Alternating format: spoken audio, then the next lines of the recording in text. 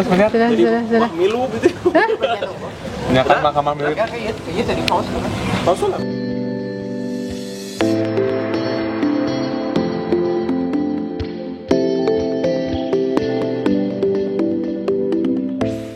Halo anak-anak, ketemu lagi bersama kami ya di podcast Maluci. Uy. Ini belum kompak nih. Belum ya, namanya juga PPL nih. Saya kenalin ya. Oke. Nyebutnya teteh atau bapak nih? Teteh atau kakak atau bapak nih? Namanya atau dipanggil Mas kayaknya. Kita lalui. Kan saya masih muda ya, beda 3 tahun kan. Iya. Benar. Saya kenalin ya. Yang ini silakan perkenalkan. Halo, perkenalkan nama saya Wuri. Panggil aja Teh Wuri. Saya di sini ngajar PPL-nya PKN. Yang sebelahnya? Oke, Sebelahnya? baik, perkenalkan nama saya Juang Pratama Abdi ya. Saya di sini mengajar untuk mata pelajaran PPKN ya. Nah, tadi udah perkenalan kan, pastinya kenal. Nah, pelajaran PKN nih Pak. Iya. Oh iya, saya lupa perkenalan. Iya. Udah pada, Iya, Pak. udah tahu kan? Nama saya kalau di luaran tuh Fajar. Fajar. Ada Jangan Pak lupa Fajar. ya, Pak Fajar. Oke. Fajar. Kalau disebut sama mereka mungkin nyebutnya Akang aja lah. Iya, boleh. Halo, Kang. Saya bisa. nggak mau terlihat tua soalnya. Oke. Oke, Kang. Nah, Boleh. kita lanjut ke materinya. Soal Oke. sistem pemerintahan Indonesia tuh kayak gimana sih? Kalau boleh tahu? Ya, sistem pemerintahan Indonesia itu jadi ada di bagian suprastrukturnya dan juga infrastruktur. Jadi, nah untuk sistem politik Indonesia ini di bagian suprastruktur itu ada lembaga-lembaganya. Jadi terus juga nah di bagian infrastrukturnya ada di bagian kayak partai politik, kelompok penekan, terus juga media Oposisi komunikasi. gitu ya? Iya, di situ. Banyak oposisi ya? Ya Pak Beni ya? Iya. Terus, nah hubungan suprastruktur dan infrastruktur itu apa aja sih? Ya. Nah ini tuh sebenarnya sangat berkaitan banget. Kan kita nih sekarang ada lembaga di negara Indonesia itu ada apa aja? Kayak misalkan kan ada DPR. Nah, Yang trias politika itu ya? mungkin ya? iya betul. Kayak legislatif, yudikatif, eksekutif gitu. Iya, nah itu. Tapi Pak, salah kalau gitu ya. Tapi kan Gimana? Gimana? saya kadang suka lihat meme-meme di Instagram tuh trias politika diplesetin Pak. Gimana? Dari Gimana? trias koruptika.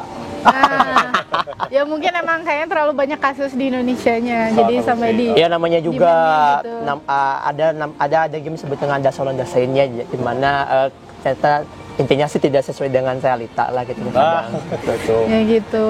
Terus Nah, kalau fungsinya sendiri yang legislatif, terus apa lagi? Yudikatif sama eksekutif itu bisa dijelasin nggak kira-kira? gimana Pak untuk Ya kalau fungsi-fungsi sih sebenarnya kalau di DPR itu di DPR ya di lembaga legislatifnya itu ada 3 fungsi ya. Yang pertama adalah fungsi legislasi, ada fungsi pengawasan sama legislasi fungsi apa lagi satu laginya? fungsi anggaran? Ya fungsi anggaran. Untuk Itu di dari DPR. DPR. Iya. Oh, Itu dari DPR punya DPR. anggaran juga ya? Punya. Iya, makanya.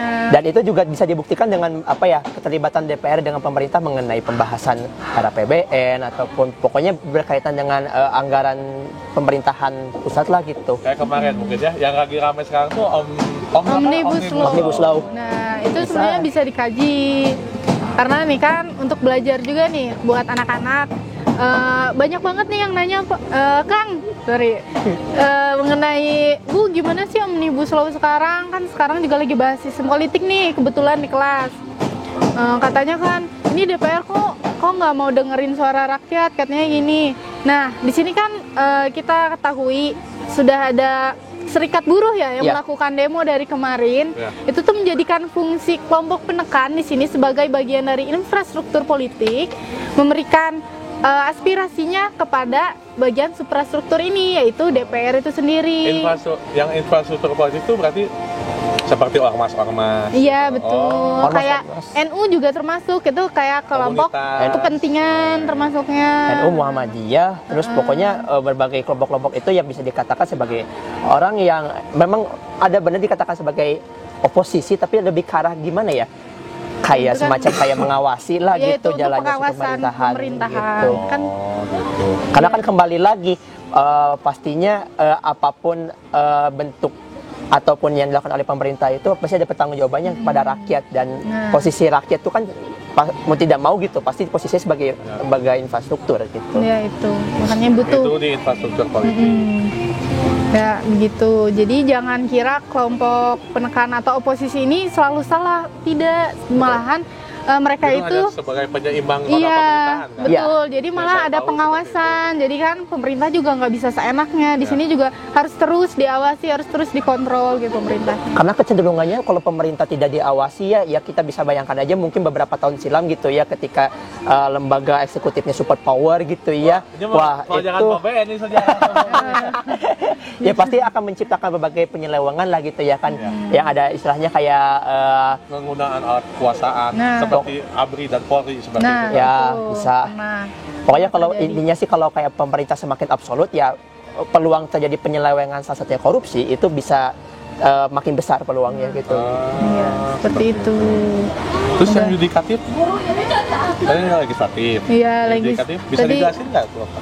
Saya mah yudikatifnya taunya soal yudikatif itu kan diambil dari kata yuridis kalau nggak salah. Betul Itu tugasnya banget. apa sih? Nah, untuk yudikatif sendiri itu kan lembaga yudikatif itu ada apa aja, Pak? Ada Mahkamah Agung, ada Mahkamah Konstitusi sama Konstitusi. Komisi Yudisial. Sebenarnya Komisi Yudisial itu posisinya ya memang menentukan hakim-hakim di Mahkamah Agung ya gitu. Betul. Salah satu tugasnya gitu. Iya, itu saya kayak terus juga kan kayak Mahkamah apa tadi Mahkamah Konstitusi itu Konstitusi. ada apa aja isiannya? Apanya? Kalau MK mah MK ya. Kalau MK. MA kan ada pengadilan. MA itu ada pengadilan negeri, ada pengadilan tinggi, ada pengadilan Iya. agama, pengadilan tata usaha negara. Ya, itu bagian pengadilannya. Militer juga termasuk. Yang paling tertinggi itu Mahmiluk. MK. Oh, Mahmiluk salah itu mah sejarah. Iya. Itu PKN. Itu mah sejarah. Pak Benny dia sih ngomong-ngomong terus. Ya, seperti itu. Soal kejaksaan, tinggi, Iya. kejaksaan. Dia kejaksaan Iya, mungkin ya. kejaksaan itu Iya. di bagian yudikatif itu. Yudikatif. Nah, sedangkan eksekutif nih, Pak. Kan eksekutif itu kan udah kayaknya Ini udah 2 kali salah ya, 50.000 bayar ke saya. Terus ya saya untuk ikutan. eksekutif sendiri kan kayaknya kita udah tahu ya eksekutif itu ada presiden Iya. dan wakil presiden. Nah, presiden ini juga harus mengikuti sebagai pelaksana dari undang-undang itu sendiri. Betul. Jadi, nah presiden juga nggak bisa dengan seenaknya gitu. Apa? Ya nggak bisa melakukan berbagai kebijakan tanpa dia ada kolaborasi lah dan juga koordinasi antara lembaga-lembaga termasuk pada 3 legislatif. lembaga Betul. tersebut. Iya betul, seperti itu. Terus kalau yang dimaksud eksekutif itu gimana sih? Apakah dia punya hak apa gitu? Kalau misalnya itu kan ada hak veto atau gimana? Apakah hak khusus atau gimana? Untuk hak khusus eksekutif tuh kayaknya kemarin sempat ada deh. Ada yang kasusnya Kayak memberi grasi atau gimana? Oh iya. Iya. Ada gerasi, ada apa sih namanya tuh gerasi, ada remisi. Grasi, Iya. remisi. Iya betul. Itu jadi Nah, jadi yang eksekutif menyatakan perang juga salah satunya itu. Jadi ketika misalnya negara dalam keadaan bahaya, presiden sebagai panglima tertinggi dari seluruh angkatan bersenjata itu berhak untuk menyatakan bahwa kita mau tidak mau harus menyerang dan sebagainya kayak gitu. Tuh, jadi si eksekutif punya hak khusus kan? Iya, Makanya betul. disebut eksekutif, Iya. bukan bisnis gitu. Iya, bukan kelas bisnis kereta gitu ya. Iya. Pesawat, bukan. Bukan. Kalau yudikatif berarti itu khusus untuk ngehukum aja gitu ya? Atau gimana? Iya. Untuk menjalankan undang-undang juga kan sama? Iya, Ya, sama. justru Benar ini coplok. Boleh dengerin dulu.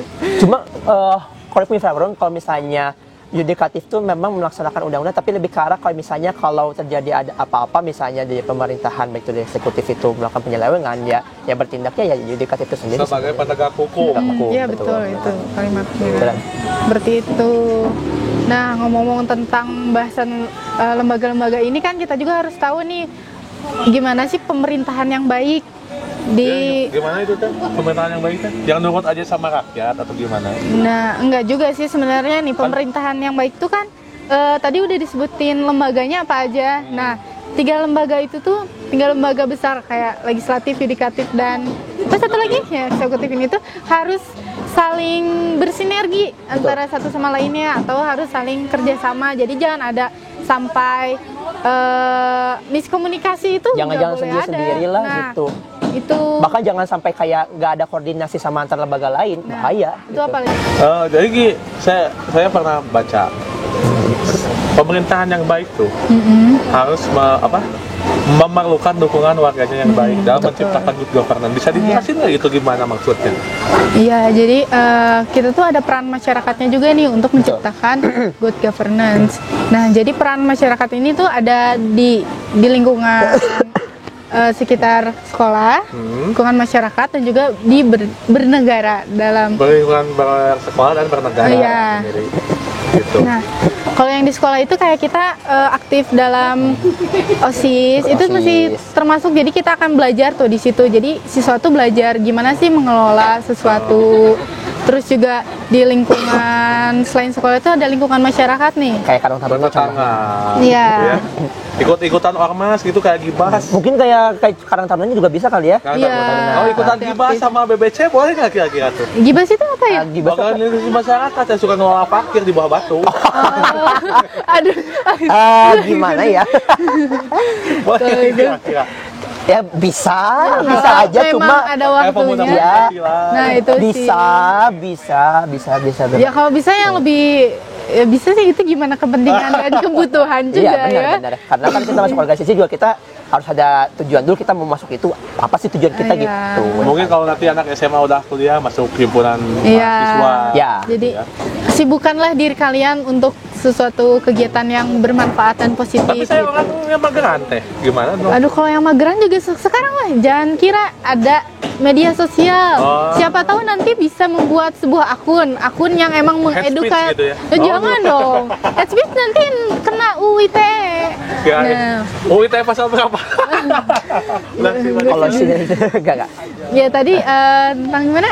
Iya, tentang kuliahan itu. Oh Ini iya, gitu ya. iya. Ya gitu. perkuliahan mah banyak sih, kayak misalnya ikut himpunan mahasiswa. Ya sebenarnya sih kalau memang di jurusannya mah kan suka diwajibin biasanya gitu. Cuma ya banyak atau juga banyak UKM atau khusus mahasiswa Ya, itu gitu. ntar kalau udah masuk ke jenjang mahasiswa. Ya untuk sekarang sih kayak buat siswa SMA nih, apalagi khususnya kelas 10.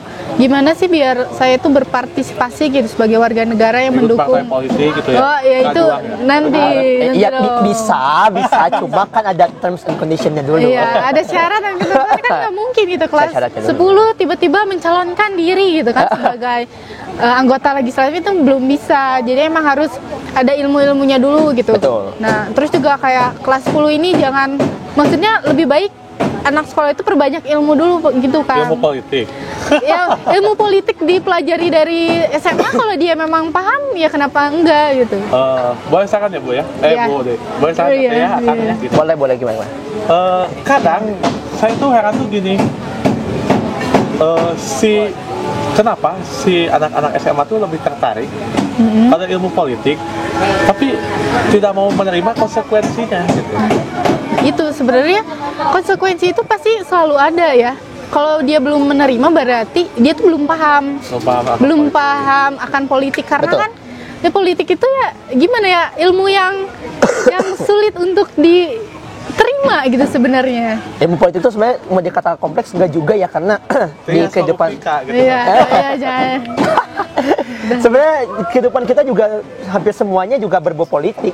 Dari mulai kehidupan sehari-hari di Iya, rumah, betul. di sekolah apalagi gitu ya. Betul. Sama teman bayar uang kas nggak jadi nggak usah bayar uang kas. Atau bayar ada jadi bendahara kelas, itu loh uangnya gitu. Nah, Betul. betul, Bisa. Jangan sampai. Tapi pokoknya ya janganlah itu Janganlah, mah ya. nggak boleh. Melakukan hal yang baik untuk kepentingan bersama. Betul. Gitu. Terus Bagus juga berarti ya. Apa? Apabila kita yang menginginkan Indonesia maju, kita perlu ke satu partisipasi. Iya, betul. Partisipasi itu kan bisa kita sebagai penekan atau gimana? Iya, dukung juga betul. kan. Iya. Seperti itu ya. Iya. Oh. Ada lagi mungkin yang mau dijelasin? Sebenarnya mah Kurang, Teh Wuri, Iya, sebenarnya mah kalau bentuk partisipasi Pak Wuri. boleh lah. Sebagai bentuk apa ya, salah satu bentuk partisipasi politiknya sebenarnya hampir semua orang pasti melakukannya adalah ketika pelaksanaan pemilu. Jadi ya semua orang ketika kita mendapatkan, udah tahu calon presiden atau wakil presiden kita pilih gitu, kita harus milih gitu siapa. Jangan sampai golput. Ya. Iya, jangan sampai gitu. Oh, iya, mungkin. Ibaratnya kayak apa ya? Kalau kamu misalnya memang merasa tidak puas dengan calonnya gitu ya, ya setidaknya pilihlah yang sekiranya tidak terlalu ya tidak terlalu buruk lah, mending gitu ya. Soalnya bakal berpengaruh banget dengan 5 tahun ke depan. Ibaratnya kayak jangan sampai kita pemikiran, aduh orang nyesel itu yang lu pemilu, mun ternyata pemimpinnya kieu misalkan kayak gitu. Jangan sampai. Jadi nggak semua calon yang dicalonkan oleh legislatif itu buruk berarti ya. Iya. Ya semua. Ada juga mereka yang mengerti gitu. Iya, betul. Nah, itu. Dan Budi mungkin ada yang mau ditambahin buat anak-anak?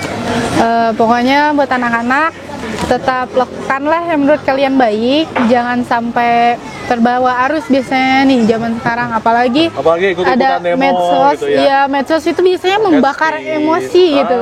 Iya. Nah, jangan sampai kalian juga sering sekarang kan jempolmu harimaumu, Iya. bukan mulut lagi, udah ke jempol, pindah. Nah, Pindah itu. lagi ya. Iya, Ingat ya, jempolmu sama harimaumu. sekarang nah betul.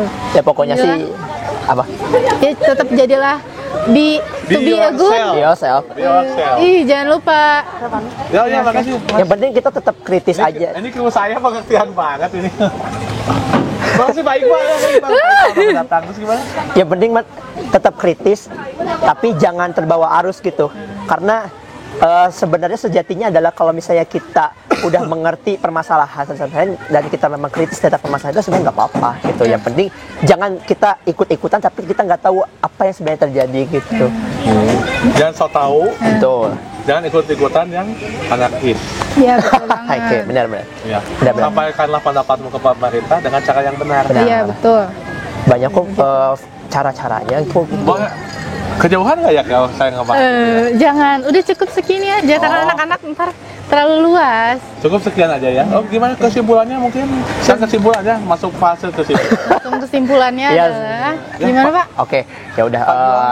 Sebenarnya kalau Saya di mah akang aja ya. Iya. Oke Kang, sebenarnya kalau di Indonesia itu lembaga-lembaga negara itu kan ada seperti infrastruktur dan infrastruktur politik. Infrastruktur itu kan meliputi kayak lembaga-lembaga negara seperti MPR, DPR, DPRD, DPD, terus juga kalau eksekutifnya adalah presiden, wakil presiden gitu, dan juga yudikatifnya kita tahu ada MA, MK, dan mereka semua intinya sih harus berkolaborasi dengan elemen masyarakat khususnya elemen di infrastruktur politik kayak misalnya kayak NGO atau LSM lah ya Lagi artinya. bahas.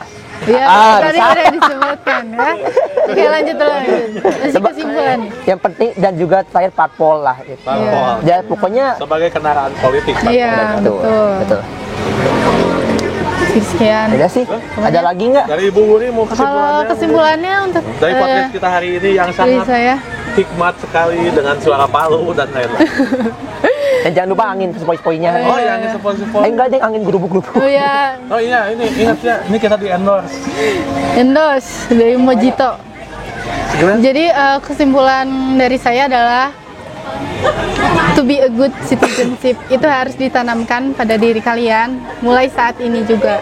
Jadi itu bisa jadi salah satu unsur terciptanya negara yang maju. Itu mulai dari kita dulu, oke? Jadi jadilah baik. Intinya mulai dari diri sendiri dulu ya.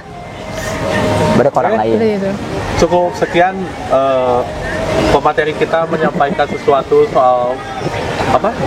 Gimana menjadi good governor, pemerintahan yang baik. Semoga kalian juga mungkin kedepannya saya nggak akan melihat kalian menjadi calon-calon DPR Iya. atau calon presiden dan lain-lain. Mudah-mudahan setelah menonton video ini kalian dapat hikmat bagaimana menjadi good relationship. Iya. Good citizenship. Good citizenship. Itu aja paling ya. Saya mohon pamit Ya. sebagai MC Pak Fajar, terus Pak Juang. Pak Juang sama Bu Wuri, serta kru semuanya di sini mohon pamit. Makasih banyak. Sampai nanti ketemu lagi di podcast geografi mungkin atau podcast yang lainnya lah, sejarah dan kata kepas sejarah harus itu. Ya. Cukup sekian, langsung ya kita. Iya, Ya, tahu dong. siap podcast Maluci.